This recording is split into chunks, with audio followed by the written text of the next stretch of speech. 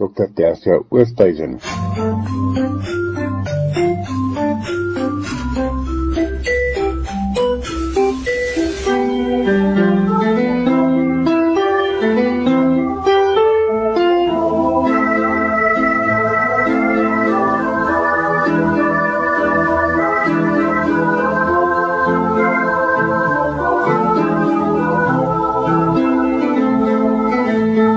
Lig op geestesgesondheid, Dr. Tersia Oosthuizen van die Noordwes Universiteit, bedryfs- en voorligtingsielkundige. Goeiemôre luisteraars, goeiemôre Willem. Goed, dit is ons laaste gesprek oor die hele sentrale senuweestelsel in die brein en alles wat daarmee saamgaan.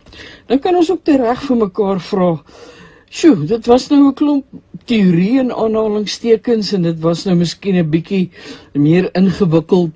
Maar iets wat ek agtergekom het en ek glo nogal daarin, is na mate ons goed verstaan, as ons verstaan hoekom ons reageer soos ons doen, of waar kom sekere reaksies vandaan, en ook die feit dat ons so baie keer skuldig voel, as ons op 'n manier opgetree het wat ons nie verstaan nie, en dan sommer moedeloos raak of voel, ek is nie goed genoeg nie, of ek sal nooit hierdie goed regkry nie.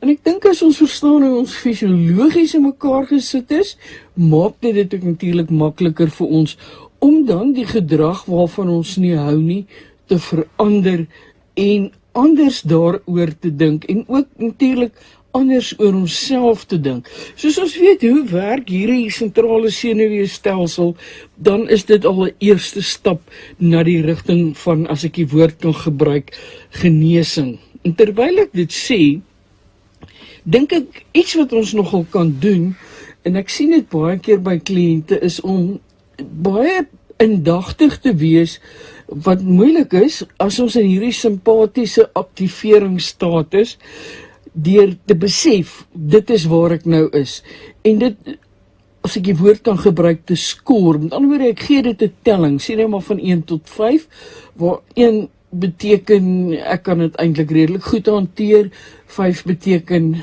hierdie raak vir my amper onhanteerbaar. Dit is om daardie emmer te hê wat vol is, wat onder op die rooi trap staan. En dan, wat kan ek doen, om dit byvoorbeeld ligter te maak, in die sin van, ek verander dit van die intense 5, na selfs 'n 4.7, of 'n 4.5. Dit hoef nie iets drasties te wees nie, maar dit moet iets wees wat vir my voel, ek kan iets uit hierdie emmer uithaal, en van hierdie rooi trap af, terug te beweeg na die geel trap, waar ek daarom weer die emmer kan vashou. So ek moet mooi gaan dink, wat is my coping meganismes, wat is my bronne? Met ander woorde, kan ek byvoorbeeld vir myself sê, goed, ek verstaan, ek kan emosioneel raak oor 'n saak, en ek kan hierdie emosies oor 'n tyd probeer, soort van net in aanhalingstekens, het brackets in Engels, en dan wanneer ek tyd het, gaan ek aandag gee aan hierdie emosie. Ek het 'n kollega gehad, wat in haar kantoor, altyd, as sy baie kwaad was, het sy teen die muur gaan skop. Nou, hierdie afskorting was nou nie van steen en sement nie, en niemand het dit geweet nie, en die dag, toe sy bedank en haar kantoor ontruim, toe sien almal die gat wat sy daar ingeskop het, want aan die ander kant van hierdie afskorting was die argief, as ek dit so kan noem. En ek het haar eendag raakloop en vra, weet sy wat het daar gebeur, toe vertel sy dit vir my. Nou, ek sê nie ons moet dit doen nie, al wat ek probeer sê, nou dat ek verstaan, nou kan ek beheer daaroor neem, en kan ek iets daaromtrent begin doen. Ons het verlede week gepraat oor maniere wat jy dit kan hanteer, en dit is deur te let op jou asemhaling. Nou sal mense ook vir my sê, maar in daai krisis kan ek nie asem gehaal kry nie. Dit is hoekom ons sê, tel van 1 tot 10, beweeg weg uit die situasie, of as jy voel dis moeilik, plaas jou hand op jou diafragma, sodat jy kan voel hoe jy doelbewus asem in deur jou neus en jou diafragma, of jou maag, dan maak 'n bolletjie, en as jy uitasem deur jou mond, dan raak dit platter. Dit is baie keer die maklikste manier as jy nie uit die situasie kan kom nie. En dan natuurlik kyk na jou slaappatrone, slaap jy genoeg, droom jy, of slaap jy so lig dat jy nie regtig droom nie, want dit is rarig as ons droom wanneer ons diep genoeg slaap. Ons spysvertering, wat eet ons? Sien ons om na die gesondheid van ons spysverteringsstelsel, want baie keer, omdat ons meer gespanne is, eet ons of minder, of ons eet nie reg nie, of ons eet geriefskos, of trooskos, of hoe dit ook al is, en uiteindelik sit ons dan met een of ander ontsteking in ons spysverteringsstelsel en ons ontwikkel 'n immuniteitsdisfunksie. Iets wat ek in hierdie hele proses gehoor het en raak gelees het, wat vir my baie interessant was, om terug te kom na die interocepsie, waaroor ons gepraat het al, hou verband met wat sien ek. Daar is een of ander, hulle noem het convergence of konvergensie, wat beteken ons oë beweeg saam as ons na iets kyk, en as ons na iets kyk wat naby is, soos byvoorbeeld ons foon of ons rekenaar of wat ook al, aktiveer dit juis die simpatiese senuweestelsel. Terwyl as ons wegkyk, as ons op 'n afstand na iets kyk, dan gebeur dit dat hierdie perifere visie die liggaam se stresrespons verminder.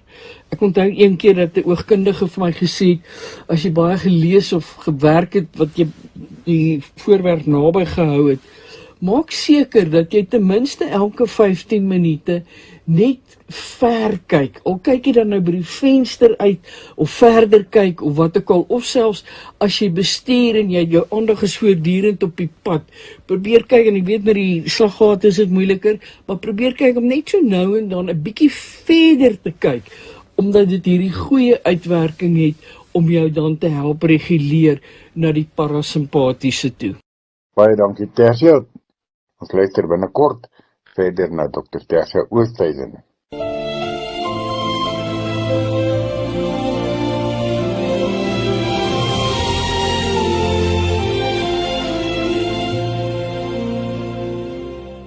Willem en luister, ons iets wat ons natuurlik ook kan doen, is om 'n bietjie te kyk na wat ek doen wat my help.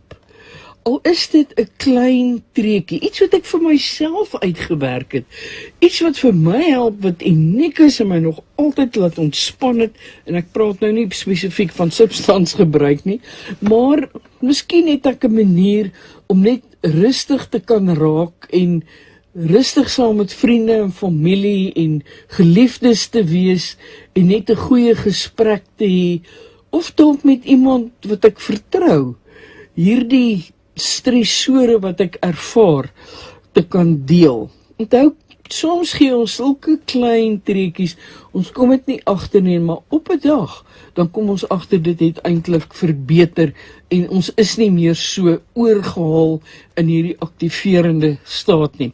Ek wil iets baie vinnig deel. Ek het nou, is nou 'n wonderlike posisie om afgetree te wees. En gegee die feit dat ek al die jare, vandat ek begin werk het in die onderwys was, en universiteit, en wat ek gedoen het toe ek nou afgetree het ek elke Sondagmiddag my dagboek bestudeer om seker te maak ek is voorberei, ek weet wat alles in die komende week gedoen moet word, en dis of ek so 'n holkol op my maag gehad het, totdat ek dit gedoen het. En toe die oomblik toe ek afgetree is, toe kom ek agter, maar ek het nog steeds op 'n Sondag hierdie holkol op my maag. Dit is nie meer nodig om na 'n dagboek te kyk nie, ja, tot beperkte mate, maar nie meer so intens soos wat dit was nie. En dit het my omtrent 3 maande geneem om daarvan ontslae te raak en myself te herprogrammeer. En dit het regtig gebeur dat ek Sondag vir Sondag, as ek ervaar het, spesifieke ontspanningsoefeninge gedoen het, gedink het oor hoe ek dink en hoekom ek so dink en alles daarmee saam. Iets wat ook belangrik is hoe kan ek myself reguleer?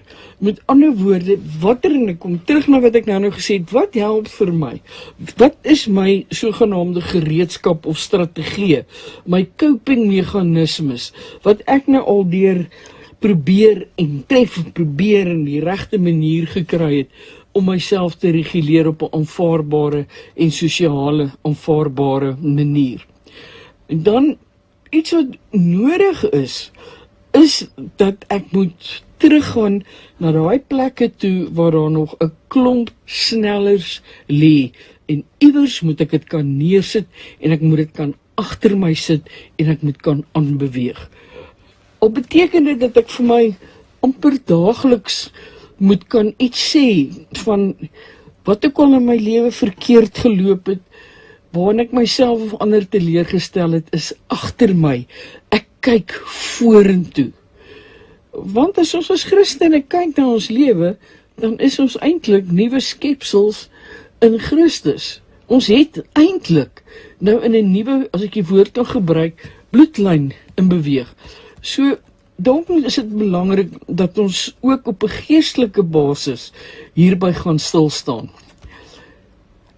Onthou ook, as ons kyk na gesond word en kyk na wat ek kan doen om die lewe vir myself makliker te maak, dat dit ook verband hou met my omgewing en ander mense rondom my.